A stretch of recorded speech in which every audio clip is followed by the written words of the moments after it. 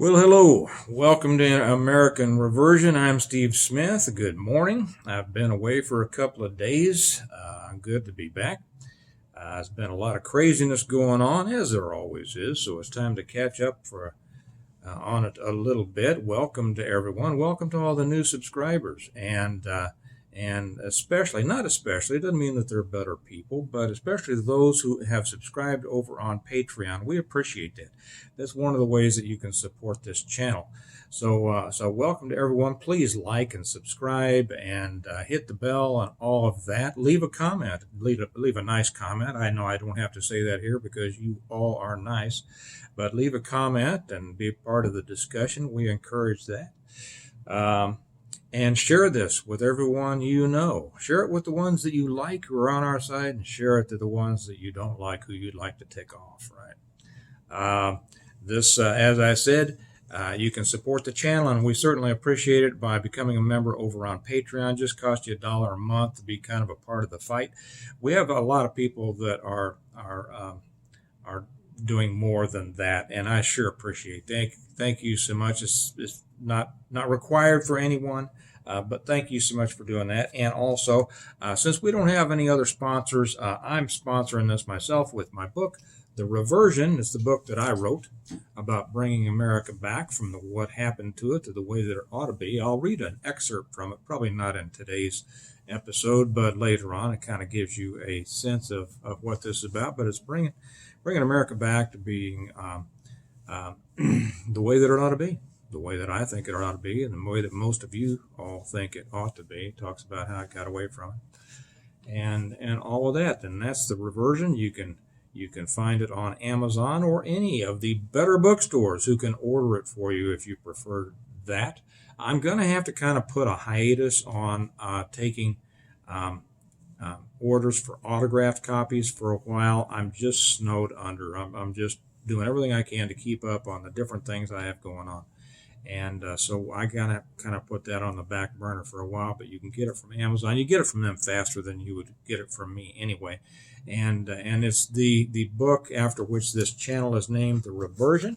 And for those of you who are new to us, what we mean by that is a reversion is taking it back to the way things ought to be. America needs a reversion, as I say, and it needs you to be a part of it. So let's get into the news of the day. We have some kind of serious stuff today. You know, sometimes I look for crazy stuff to kind of mix it up and make us laugh, but we have some serious stuff to go over today. First is about, do we have any right-wing extremists out there? Let me look. Raise your hand. No. You know, that's surprising because if you listen to the news, I mean, they're all over the place, right? They are just all over the place, and they're probably the thing about which we should be the most worried if we listen to, the mainstream media and our government and our wacky neighbors. They are just everywhere, and they are a danger. I don't know any. I used to. I don't know any now. And I'm, right-wing extremist, it just kind of depends on how you define it. I would imagine that anybody with a Trump bumper sticker that they haven't, scraped off yet would probably be in that category as far as they're concerned. Well, let me tell you what's going on here. The DHS, Department of Homeland Security, warns, and this is from the Daily Beast. If you all are familiar with them, you'll notice that you don't find this on other sites, but it's important to know what's going on, in the opposition. Well, the Daily Beast is wanting everyone to know that the DHS, Department of Homeland Security, is warning that right-wing extremists could attack the power grid. Well, that's interesting because that's what this book is about. Power grid went down. It wasn't right-wing extremists who did it. But anyway, they're warning about this. I'll just read a couple of paragraphs here, and then I'll talk about it for a minute. It says, domestic violent extremists and racially motivated extremists have been, you see, they're using different terms now. Now there's domestic violent extremists and racially motivated extremists. Do you know why they do that? So that they can have two different offices in the same building. We're going to split this unit here, so we're going to have more agents assigned to all this, and we can have a larger umbrella under which to scare people. So, domestic violent extremists and racially motivated extremists have been developing plans to attack the U.S. electric sector, according to an intelligence bulletin from the Department of Homeland Security that was issued this week and obtained by the Daily Beast. Obtained. You know what that means? That means that somebody over at DHS had a friend in the Daily Beast and sent him a text. Okay, so they are, these extremists, they're according to intelligence bulletin. And I tell you what that means also is some low-level guy down there, his boss walked in and said, hey, we need a bulletin, and we need it to scare the crapola out of everybody. And let's see what you can do with it, because your next GS level depends on it. And he says, yes, sir, I'm going to get right on it. Well, I think that a bunch of violent extremists are probably planning to take out the electric grid. So that's where we get this, that ended up with the Daily Beast. Now, this is all laughable. I mean, because I was in the Beast, not the Daily Beast, but I was in the Beast for long enough to know how it works. It's laughable if you knew how these things worked, but it's not laughable, the possible results, and I'll get to that in a second. So the next paragraph, it says DVEs, short for domestic violent extremists. You know you've made it when you are not designated with 3 capital letters, DVEs. It's like, I remember back in my day when the feds were all excited about starting to investigate organized crime, and they started calling them LCN for La Cosa Nostra. Okay, DVEs have developed credible, specific plans to attack electricity infrastructure since at least 2020, identifying the electric grid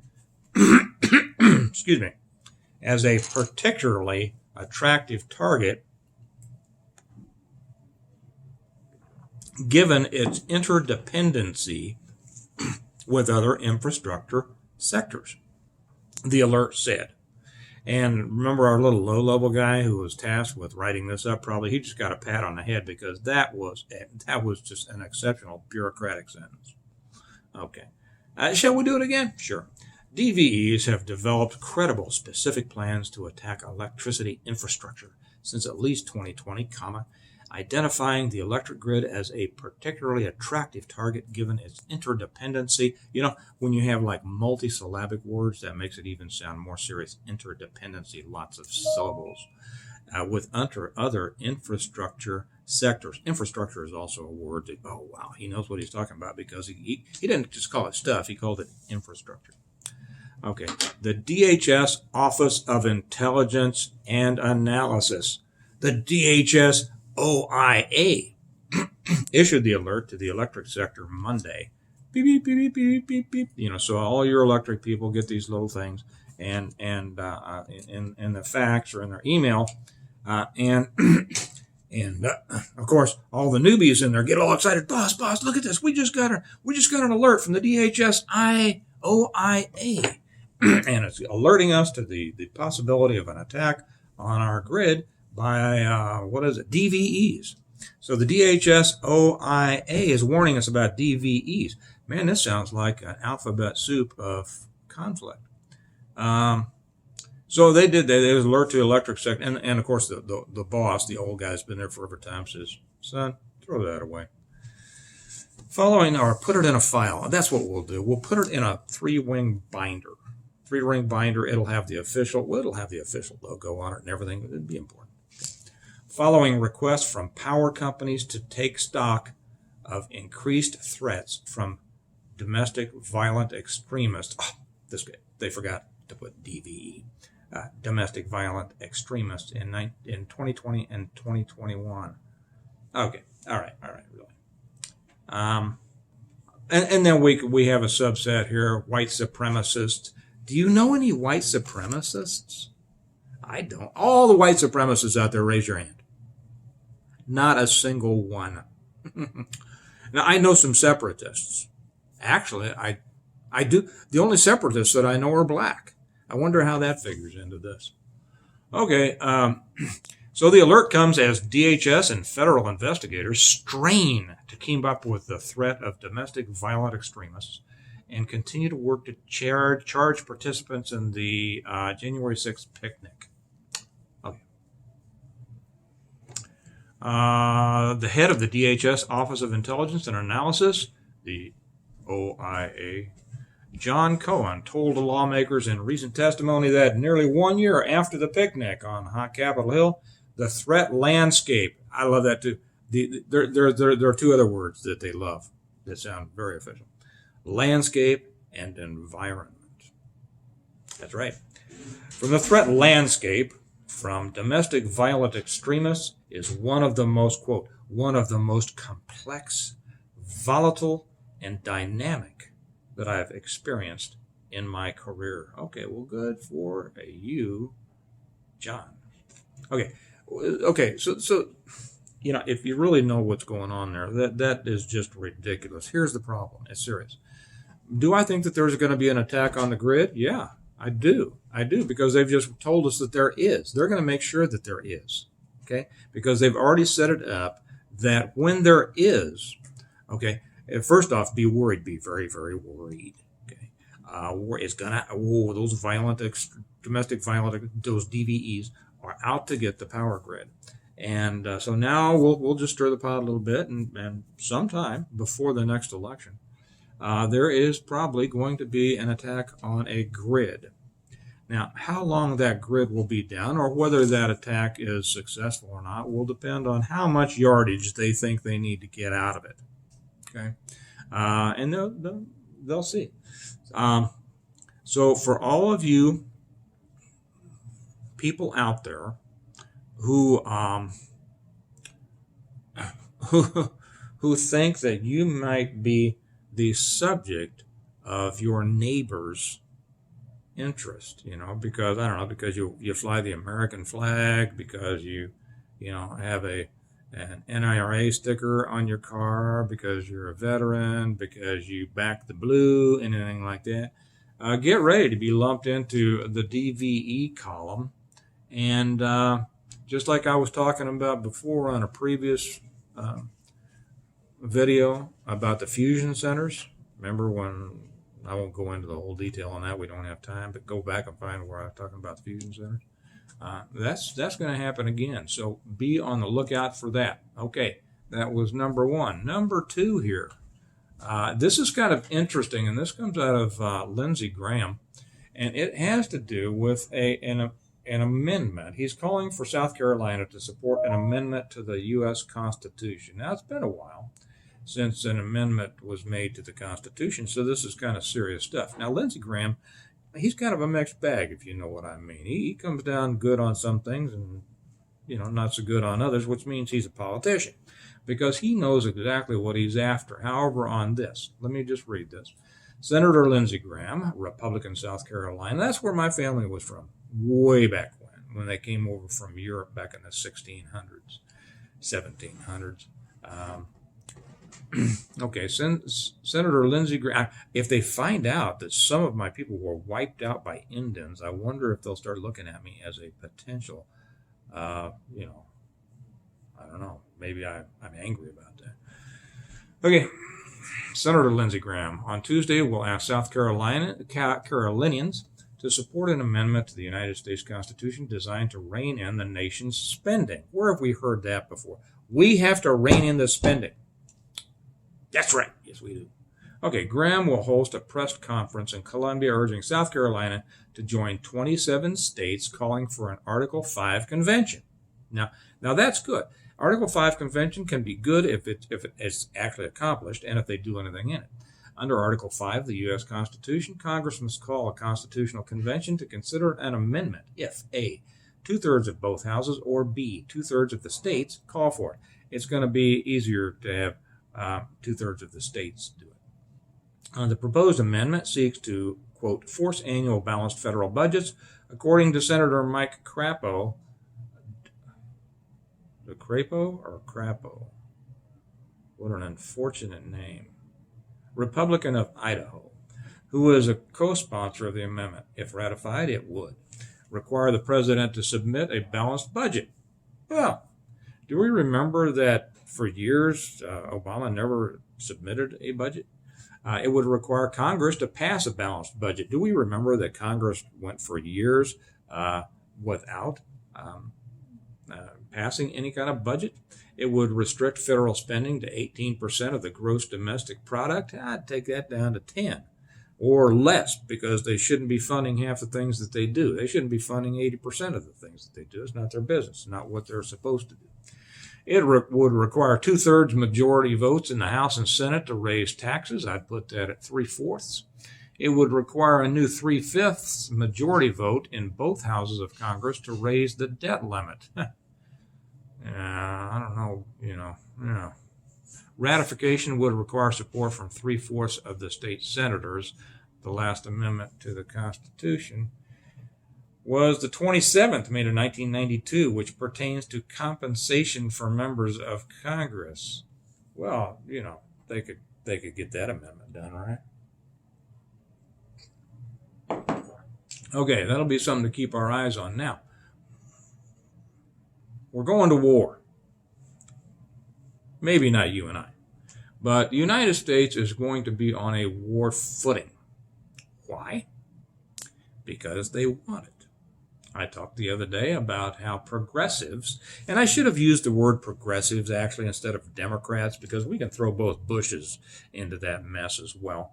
But they always bring us wars. Take every war back to the First World War with Wilson, and even back before that, the Spanish-American War. The last Republican, like I said, to start a war was Lincoln, and that was also about money. Anyway, they want a war, as they always do, and they want to stir this stuff up between Russia and Ukraine. Now, here's 10 reasons. Where do I get this? This is from Red Wave Press, and they've come up with this pretty good. Why is there going to be a war? The indications there's going to be a war. Number one, the U.S. State Department has issued a formal travel advisory warning that Americans should stay out of Ukraine. Yep. Number two, the U.S. and U.K. are both reducing embassy staffing levels in Kiev. Yep. Number three, family members of U.S. embassy personnel in Kiev are being evacuated, except that our dear leader Biden says we're not in any shape. The United States is in no position to evacuate American citizens from Ukraine. That's because we're such a toothless tiger, right? Because he's weak as a little kitten, and Putin, who isn't, is just going to have more fun with him than it's going to be. I was going to say it'd be fun to watch, but no, it has implications to our country, so it's not going to be fun. 4, Israel is planning a mass evacuation of Jewish people from Ukraine. Okay, number 5. CNN, and I think that was probably wrongly phrased. Not all Israelis are Jewish, and they're probably planning a mass evacuation of Israelis. Okay, I don't know that to be true. I just threw that in. That's my observation from what I know. Number 5, CNN. Whoa, CNN is reporting, which means that it could very possibly be a lie, that as many as 8,500 U.S. troops have been put on heightened alert. This is old news, so we know that that's pretty much true, for a possible deployment to Eastern Europe. Okay, our people aren't going to fight, although I'll guarantee you we have people in there already, special people. And they've been in there for a long time. They're doing their thing. They're very good at their thing, but our troops are not going to go into Russia or Ukraine. They're just standing by to look tough and to make, Okay. 6, the New York Times is reporting that the Biden administration, that just sound horrible coming out of my mouth. I bet it sounded horrible going into your ears too. Is also considering sending, quote, warships and aircraft into the region. Well, they always do that. Okay, let's get the Abraham Lincoln headed that way, show that we mean business. Number 7, other Western European nations are also preparing to send forces to Eastern Europe. Denmark is sending a frigate, deploying F-16 warplanes to Lithuania. Spain will send warships and could send fighter jets to Bulgaria. And France stands ready to send troops to Romania. Okay, this is nothing more. They're not getting ready for war. They just all want to be a part of the party. Okay, me too. I'm in. Me too.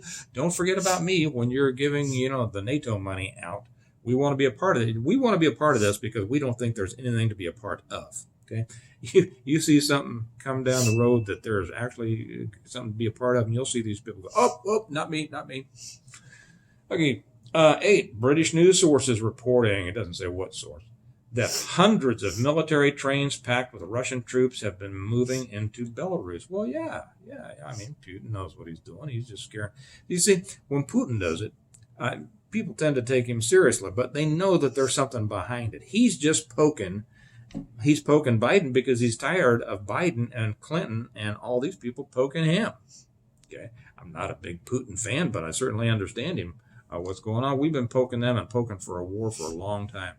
Just like we poke, what they're doing here, they're trying to get the American people ginned up and ready to go to war. We gotta go to war to stop communism, right? Remember, that's why we went to Vietnam, to stop communism from spreading.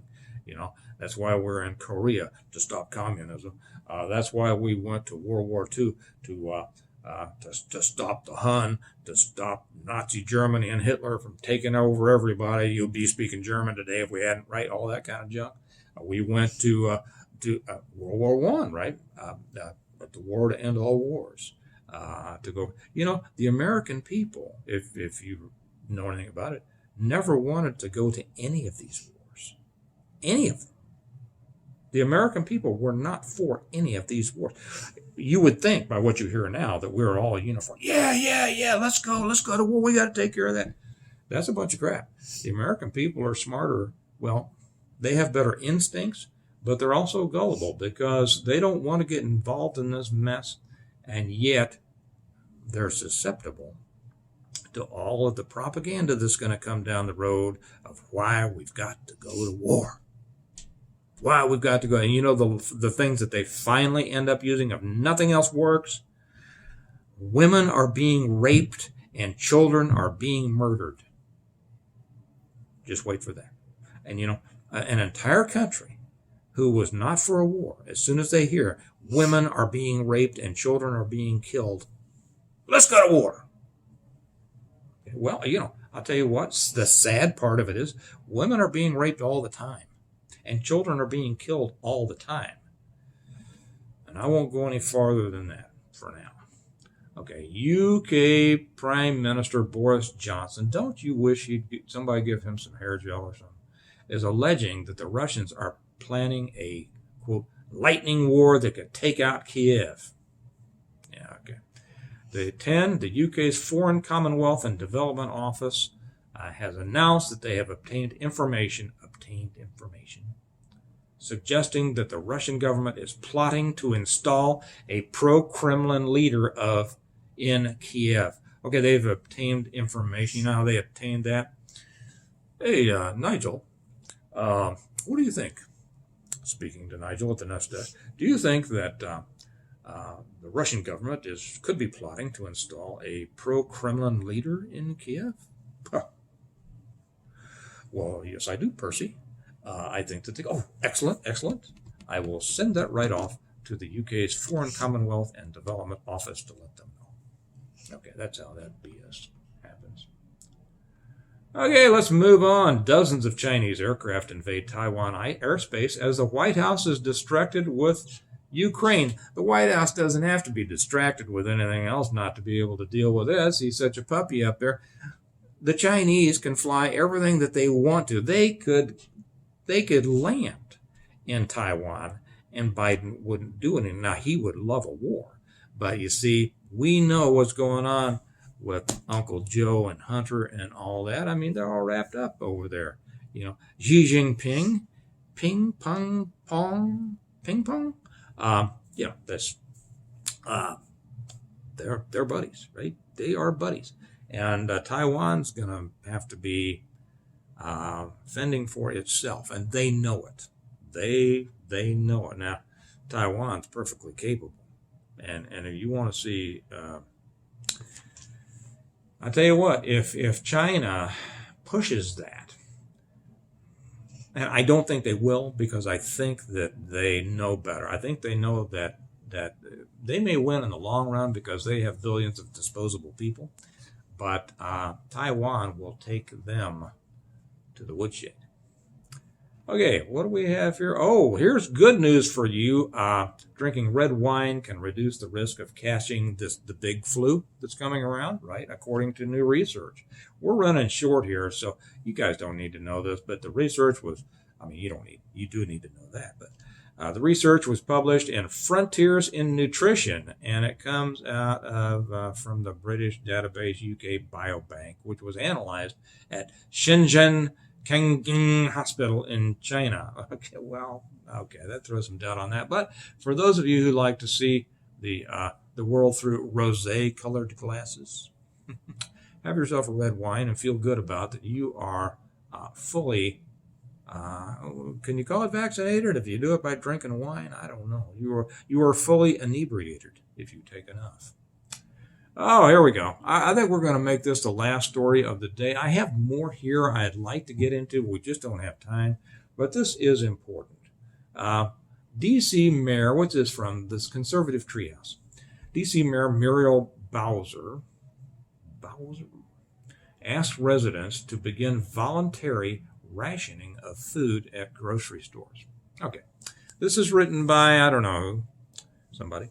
For those of you who have prepared, it is wise to remember the advice that always accompanies the final stages of preparation. This is for you preppers out there. I'll share this over. For any of you who are interested in that and don't belong to Integrative Preparedness, my other channel, go over there. We talk about preparedness a lot. And that is, once you are prepared, shut up, zip it, run silent, and run deep. The reason is simple, comrades. When the voluntary rationing phase concludes, those who have prepared are quickly cast as hoarders.